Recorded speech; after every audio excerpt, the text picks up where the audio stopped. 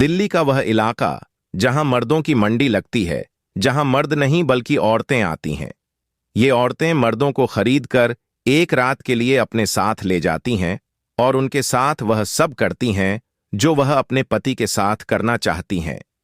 अपनी इच्छाएं और कल्पनाएं पूरी करने के लिए वे यहां से एक रात के लिए लड़के खरीदती हैं और उनसे वह सब करवाती हैं जो उनके पति पूरी नहीं कर पाते। मैं बात कर रहा हूं 3 फरवरी 2018 की दिल्ली के सरोजिनी नगर के उस इलाके की जहां पर मर्दों की मंडी सजी हुई थी। वहां लड़के घूम रहे थे जो इस तरह का काम करते थे। रात का वक्त था, 1 बज रहे थे। अचानक एक कार तेजी से वहां आई और एक लड़के के पास आकर रुकी। कार का शीशा नीचे हुआ और एक महिला ने बाहर हाथ निकालकर एक लड़के की तरफ इशारा किया। उसने लड़के को बुलाया और कहानी वहीं से शुरू होती है। जब वो वहां पहुंचता है तो उससे उसका नाम पूछा जाता है। वो कहता है, आर्यन। जाहिर है नाम तो फर्जी होगा। फिर वो औरत पूछती है, तुम्हारा रेट क्या है?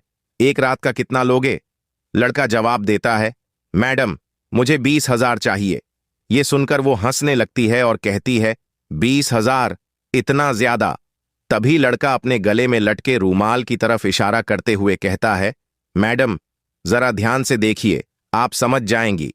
दोस्तों, कहते हैं कि इस तरह के काम करने वाले लड़कों के गले में अक्सर एक खास तरह का रूमाल या कुछ निशान होता है, और जिस लड़के की डिमांड जितनी ज्यादा होती है उसकी कीमत भी उतनी ही होती है।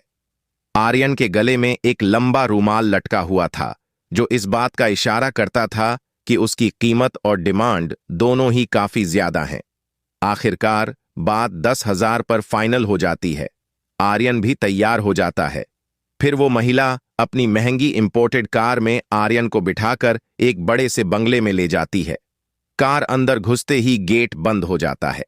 अंदर पहुंचकर महिला आर्यन को सीधा अपने बेडरूम में ले जाती है। वहां आर्यन देखता है कि वो महिला बेहद खूबसूरत है। उसकी उम्र करीब 35 से 40 साल के बीच रही होगी और उस वक्त उसने बहुत कम कपड़े पहने हुए थे। साथ ही वो पूरी तरह से नशे में थी। जैसे ही आर्यन कमरे में पहुंचता है, महिला उसे अपने पास खींच लेती है और भूखी शेरनी की तरह उस पर टूट पड़ती है। आर्यन अपने काम में लग जाता है और पूरी रात रुक रुक कर महिला अपनी डील के पैसे वसूलती है। सुबह होते ही आर्यन उठकर जाने की तैयारी करने लगता है। तभी महिला भी उठती है और जाते जाते उसके हाथ में 20,000 थमा देती है। आर्यन ये देखकर हैरान हो जाता है और कहता है, मैडम हमारा सौदा तो 10,000 में हुआ था, फिर आप मुझे 20,000 क्यों दे रही हैं? लगता है आपने ज्यादा शराब पी ली थी, शायद याद नहीं है। इस पर महिला मुस्कुराती है, अपना नाम संजना बताती है और कहती है, मैं पूरी तरह होश में हूं। मुझे याद है कि बात 10,000 की हुई थी, लेकिन जो संतुष्टि तुमने मुझे दी है वो खुशी मुझे अपने 40 साल के जीवन में कभी नहीं मिली, इसलिए मैं तुम्हें 10,000 एक्स्ट्रा दे रही हूं। आर्यन ये सुनकर खुश हो जाता है। जब वो वहां से जाने लगता है तो संजना उससे उसका पर्सनल नंबर मांगती है और कहती है, अब से तुम किसी और के पास नहीं जाओगे, तुम सिर्फ और सिर्फ मेरी सेवा करोगे। इसके बदले मैं तुम्हें हर महीने 3 लाख रुपए दूंगी। ये सुनकर आर्यन की आंखों में आंसू आ जाते हैं।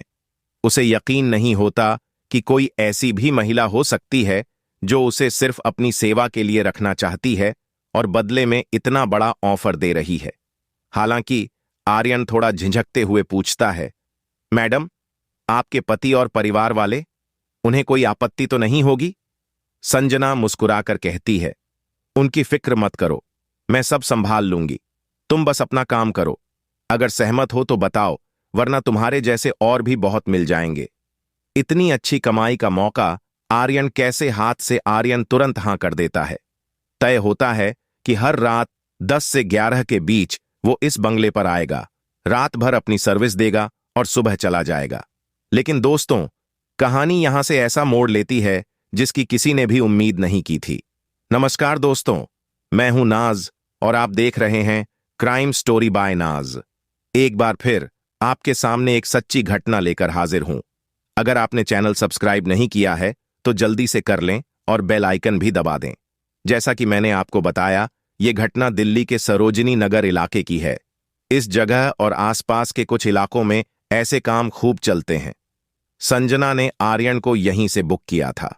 उसे अपने बंगले पर ले जाकर पूरी रात जमकर खेला और फिर अगले ही दिन उसे पूरे 1 महीने के लिए बुक कर लिया। आर्यन इस डील से बहुत खुश था। अगले दिन उसने अपने 2 दोस्तों को पार्टी पर बुलाया, उन्हें बढ़िया खाना खिलाया और जमकर शराब पिलाई।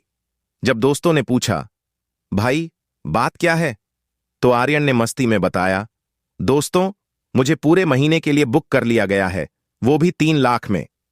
दोस्त ये सुनकर चौंक गए। बोले, भाई ऐसी किस्मत तो किसी की आज तक नहीं खुली। इतने सालों से हम इस धंधे में हैं, लेकिन ऐसा मामला कभी नहीं सुना कि किसी महिला ने एक लड़के को पूरे महीने के लिए बुक किया हो।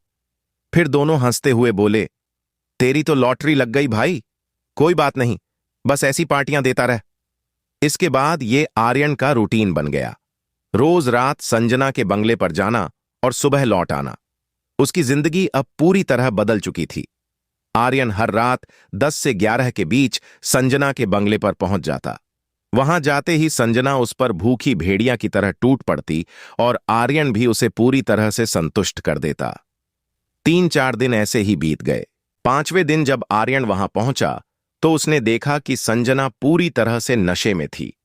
इस बार आर्यन को भी शराब पीने के लिए दी गई। थोड़ी देर बाद जब दोनों नग्न अवस्था में थे और प्रोग्राम शुरू करने वाले थे, तभी अचानक कमरे में एक आदमी दाखिल हुआ। आर्यन उसे देखकर घबरा गया और तुरंत खुद को कपड़ों से ढकने लगा, लेकिन संजना जोर जोर से हंसने लगी और कहने लगी, कोई टेंशन मत लो, ये मेरे पति अरुण हैं। आर्यन हैरान रह गया। तभी संजना ने कहा, डरने की जरूरत नहीं है, अरुण कुछ नहीं करेंगे, वो बस यहां बैठकर लाइव मूवी देखेंगे। तुम अपना काम करो, जिस काम के लिए आए हो। ये मत सोचो कि अरुण यहां हैं, मस्त रहो, एंजॉय करो। आर्यन इस घटना के बाद थोड़ा अजीब और उदास महसूस करने लगा। उसने अपने जीवन में कई महिलाओं को सेवा दी थी, लेकिन ऐसा मामला पहली बार उसके सामने आया था। फिर भी वह खुद को संभालने की कोशिश करता है और अपना काम करने में लग जाता है। इस दौरान संजना पूरी तरह आर्यन के साथ लगी रहती है और दूसरी तरफ अरुण, जो वहीं बैठा था, शराब की चुस्कियां लेते हुए दोनों को देखता रहता है। थोड़ी देर बाद अरुण भी उत्तेजित हो जाता है और खुद को अपने हाथों से संतुष्ट करने लगता है। आर्यन के दिमाग में सवाल उठने लगते हैं, ये कैसा आदमी है, अपनी ही बीवी को किसी और मर्द के साथ देख रहा है और खुद को संतुष्ट कर रहा है। ये बात आर्यन के लिए समझ से बाहर थी, लेकिन उसे अपने काम पर फोकस करना था। इस तरह रात गुजर जाती है। 8 से 10 दिन तक यही सिलसिला चलता रहा। फिर एक दिन संजना आर्यन से कहती है, अब हम लोग हिल स्टेशन घूमने चलेंगे, तुम्हें भी हमारे साथ चलना होगा, तैयार हो जाओ। संजना ने आर्यन से कहा, अब तुम्हारी सर्विस हमें मनाली में चाहिए, वहां चलना होगा। आर्यन को क्या दिक्कत होती, वो मान गया। फिर प्लान बना कि तीनों मनाली जाएंगे। अरुण अपनी कार लेकर चला और आर्यन बाइक पर। मनाली पहुंचने के बाद इन्होंने एक आलीशान 5 स्टार रिसॉर्ट में कमरा बुक कराया। वहां भी इनका वही काम जारी रहा जो दिल्ली में होता था। सब कुछ वैसे ही चल रहा था। अब दोस्तों, मैं आपको बता रहा हूं 3 फरवरी 2018 की घटना। जब आर्यन पहली बार संजना से मिला था, उस बात को 1 महीना बीत चुका था, लेकिन इस बीच आर्यन अपने बेस यानी दिल्ली वापस नहीं लौटा था। उसके घर वाले और दोस्त परेशान थे। सरोजनी नगर थाने में उसकी गुमशुदगी की शिकायत दर्ज की गई थी। हालांकि शिकायत में उसका नाम सुजीत कुमार था। उसकी उम्र 25 साल थी। पुलिस ने जांच शुरू की और पता चला कि उसका फोन पिछले 18-19 दिनों से बंद था। उसकी आखिरी लोकेशन दिल्ली की थी।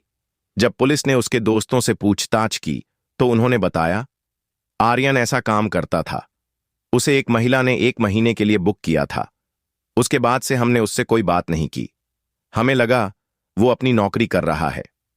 पुलिस के लिए यह केस थोड़ा अजीब था, क्योंकि इस तरह के लोग आमतौर पर छिपकर काम करते हैं और ऐसे मामले पुलिस तक नहीं पहुंचते।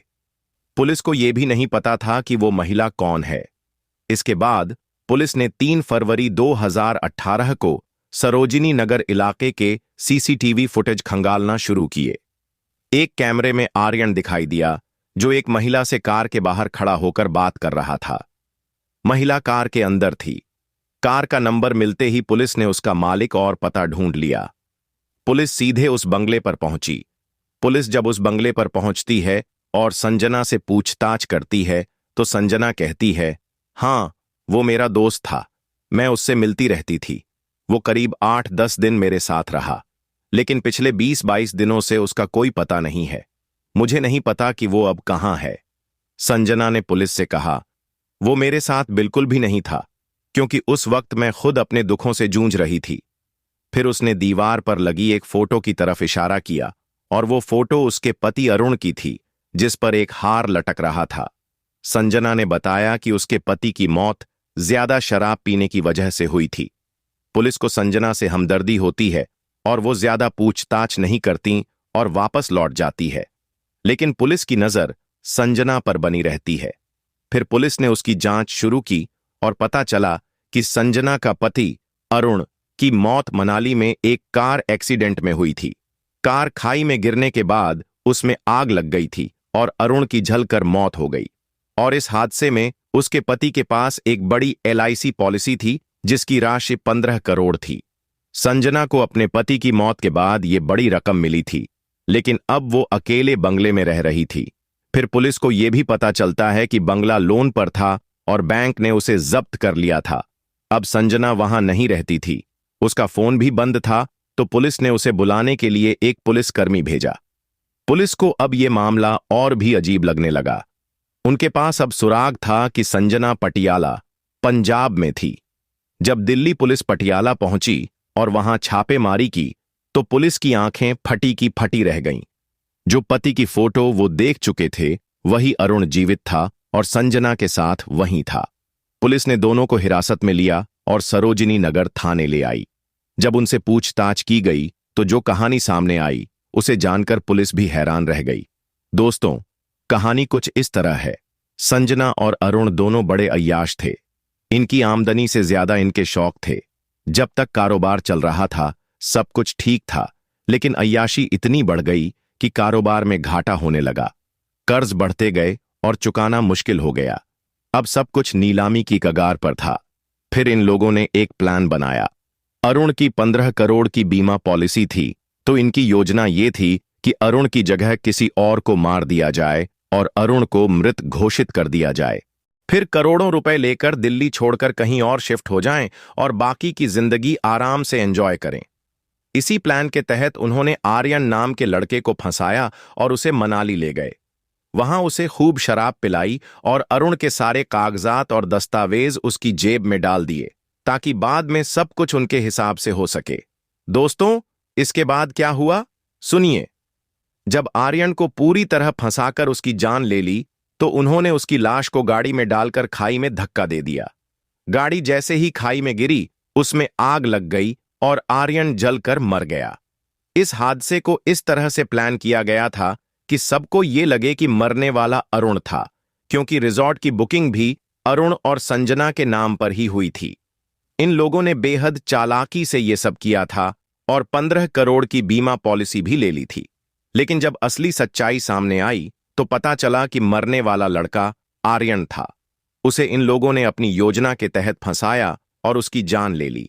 इस घटना के बाद पुलिस ने पति पत्नी के खिलाफ हत्या धारा 302 और धोखाधड़ी धारा 420 का मामला दर्ज किया। दोनों को कोर्ट में पेश किया गया और बाद में जेल भेज दिया गया। मुकदमा चलता रहा, लेकिन मुझे यह जानकारी नहीं मिल पाई कि कोर्ट ने उन्हें सजा दी या नहीं। तो दोस्तों, ये थी आज की घटना जो मैंने आपके लिए शेयर की। कृपया वीडियो को लाइक करें और कमेंट करें। सतर्क रहें और अपने परिवार के लोगों के प्रति सावधान रहें, क्योंकि सतर्कता ही सुरक्षा है। धन्यवाद और जय हिंद।